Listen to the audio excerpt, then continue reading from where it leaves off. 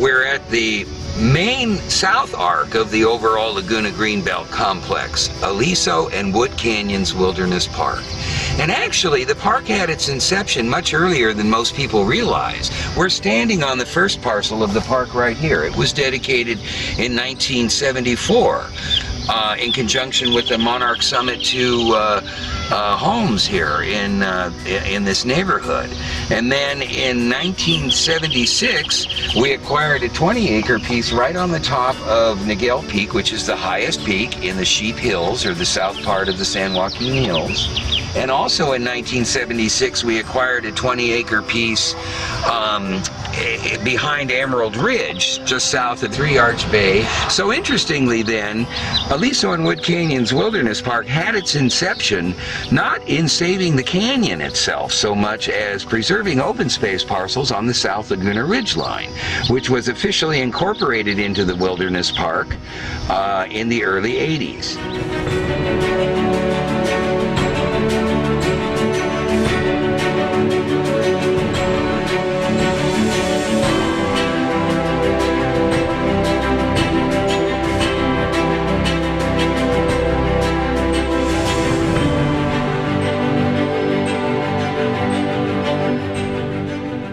The big burst in growth of acreage occurred in 1979, coincidentally the same year that the Board of Supervisors had adopted a new county policy of requiring regional parkland to be dedicated in return for development entitlements. And this was a more realistic way to approach things, because we began to realize shortly after the passage of Proposition 13 in 1978 that there was never going to be enough money to buy all of the parkland in the master plan.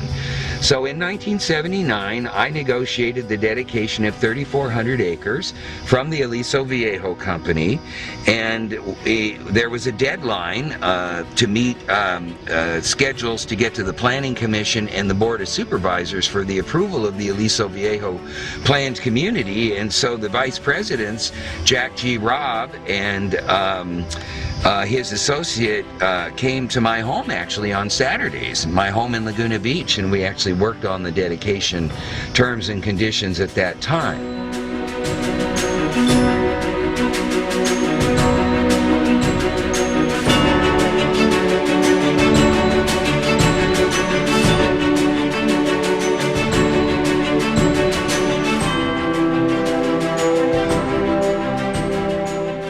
Today, in 2005, Aliso and Wood Canyons Wilderness Park is now up to 4,700 acres and consists of approximately 50 parcels of land, some of which were purchased in the Alta Laguna area.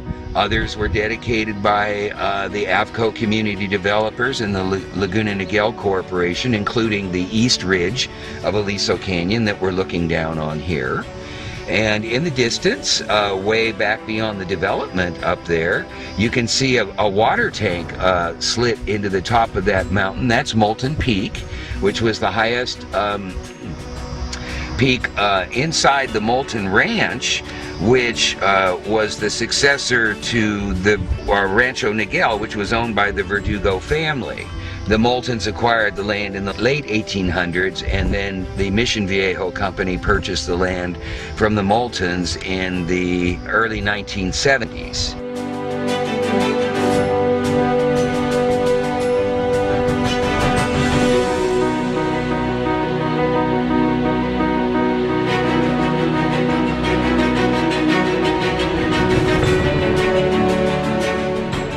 Here we have Aliso Creek, which ends its 19-mile flow from the Cleveland National Forest to enter the ocean at Aliso Beach County Park in South Laguna, and its largest tributary, Wood Canyon, off in the distance.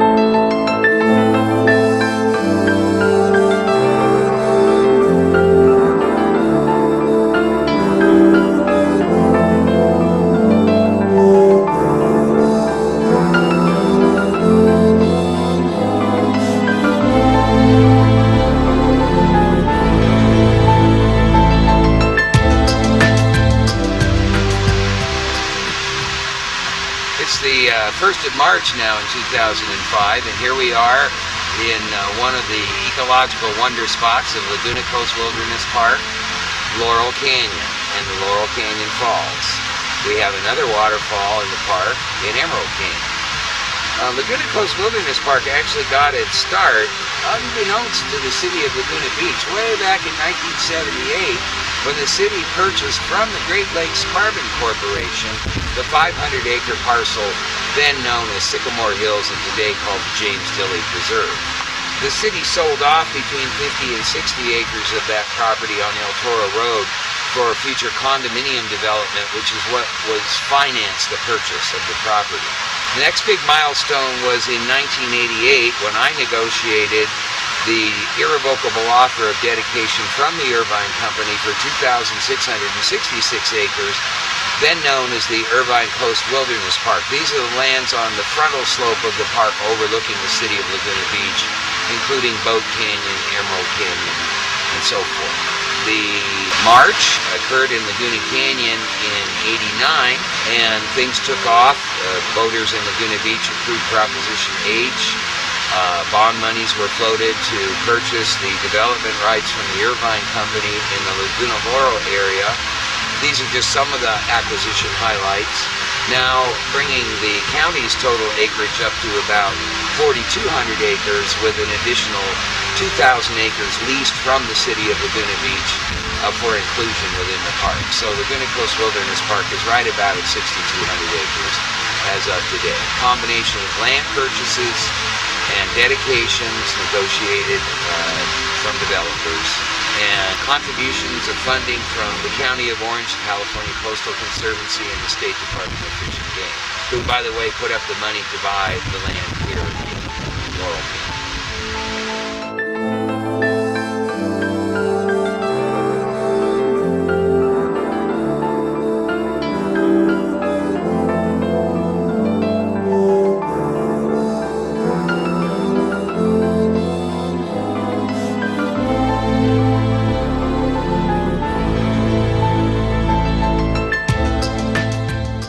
This really began 78 years, not 78 years ago, but in 1978 when we dedicated the James Dilley Preserve, and that was the first part of the open space acquisition program with earlier monies that began the preservation effort for Laguna Canyon.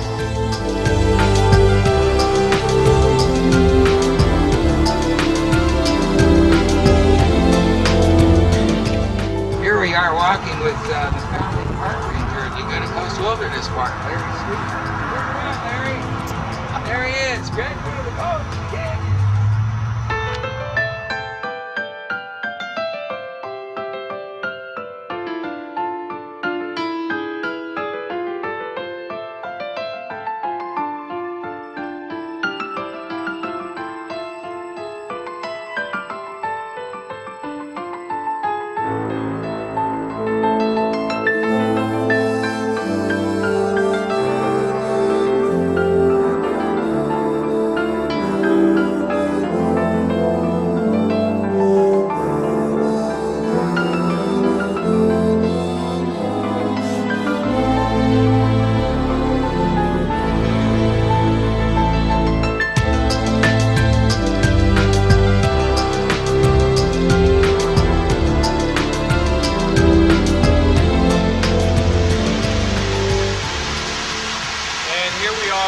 Further down the hill in Laurel Canyon with the Laurel Falls behind us. You can see the full 50-foot length of the falls here. The drop is almost straight down. We're looking up the top. Great view down. Of course, at the bottom, the famous old Volkswagen many years ago.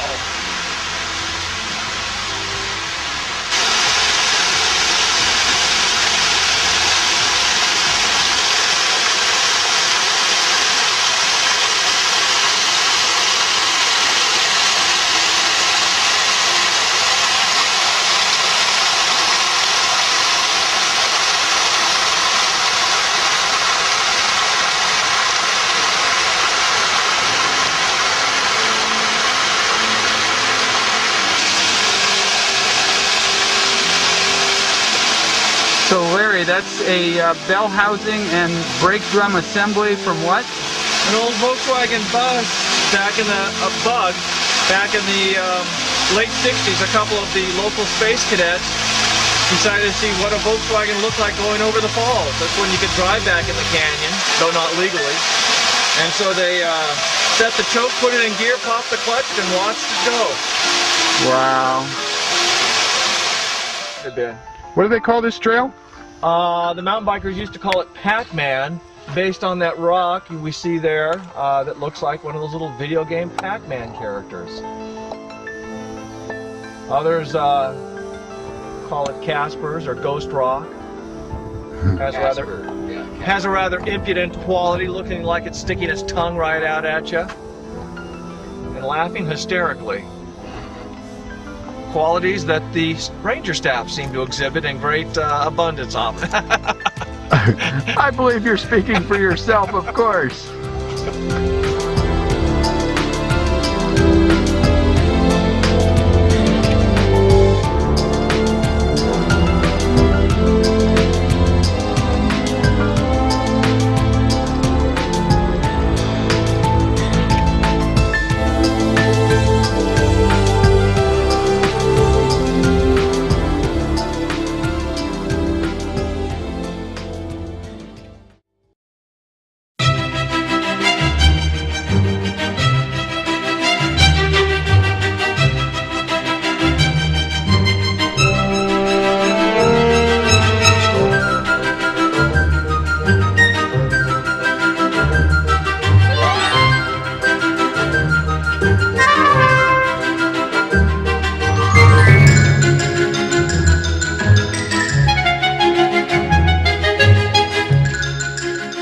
And now we would like to document one of the critical support elements of the Harbors, Beaches, and Parks program, which is the nonprofit organizations that work in support of establishing the Harbors, Beaches, and Parks system. These generally break down into several components, such as organizations that are devoted to raising funds towards the acquisition of parkland and the construction of improvements, organizations that develop stewardship programs to restore habitat and to remove exotic invasive plants and animals, for that matter, from the Harbors, Beaches, and Parks system, organizations that develop docent training programs for volunteers to work in both mountain biking, equestrian, and hiking activities and nature walks throughout the Harbors, Beaches, and Parks system. And then organizations which engage in environmental activities and become active in the development process to help shape the development and set aside open space here in Orange County.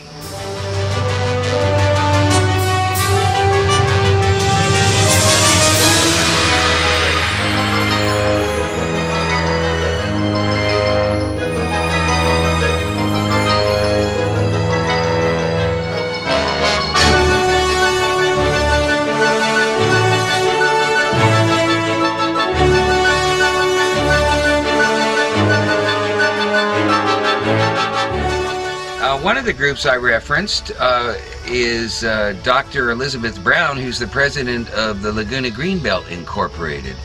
Elizabeth, would you tell us some of the activities that Laguna Greenbelt has undertaken in support of the Harbors, Beaches, and Parks program?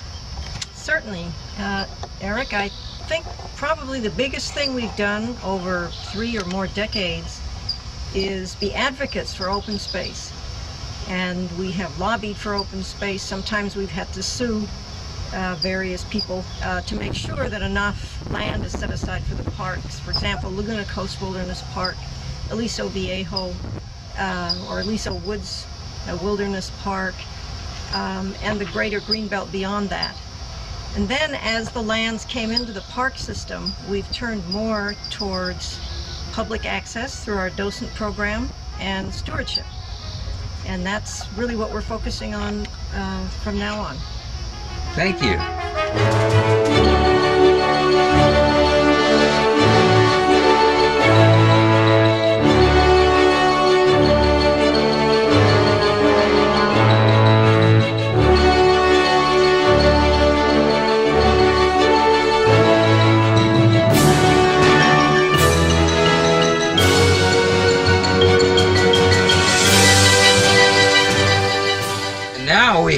Trish Smith, who's senior ecologist with the Nature Conservancy.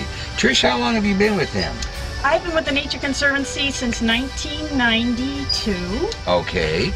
And what are some of the activities that you folks have undertaken in support of the Harbors, Beaches, and Parks program? Well, the Nature Conservancy has been working here since about 1991, under contract with the Irvine Company, actually, to help the company set forth stewardship programs for lands that they have set aside through various means, through dedications, outright purchase, the like.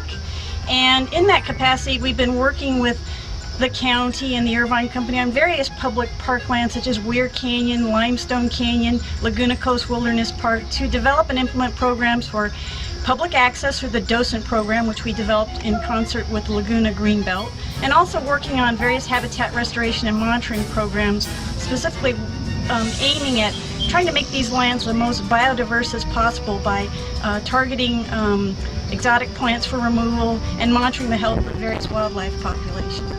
And some of the other activities are even coordinating biological studies of things like bobcats and mountain lions and gnatcatchers, and actually you folks have even gone into some areas that were slated for development and boxed up and removed specimen plant materials and relocated them elsewhere in the parklands and so forth. Because of our relationship with the Irvine Company, it creates a beneficial win-win situation where we can go into areas that the Irvine Company is going to develop, and working with them salvage native plant material for restoration in places like Laguna Coast Wilderness Park.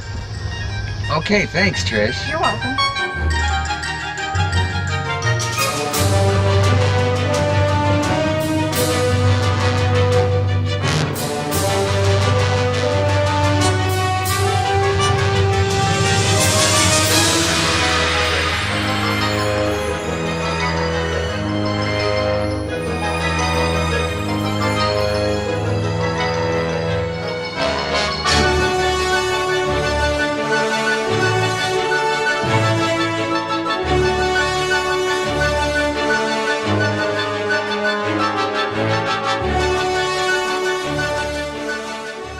And now we have Mary Fegris, who's the executive director of the Laguna Canyon Foundation. How many years have you been with that organization, Mary? Well, I'll have you calculated, Eric. The organization was incorporated in January of 1991, and I was lucky enough to be the executive director then. Okay, so it's 2005, so you're 14, right 14 years old. 14, yes. Okay. And could you tell us some of the main activities that your organization has done in support of the Harbors, Beaches, and Parks program? Well, Laguna Canyon Foundation was created to help acquire the Laguna Laurel development property from the Irvine Company. And, of course, that is our tremendous success story. We not only purchased the 4 parcels, but helped the Irvine Company come to the wonderful idea of donating the 5th parcel as parkland. That's a big one. The other one I'd say that we're very, very proud to be part of is building the next Nature Center for Laguna Coast Wilderness Park. And we are in the process of being a partner with Harbors, Beaches, and Parks now, and look forward to seeing the building completed. Thank you. You're welcome.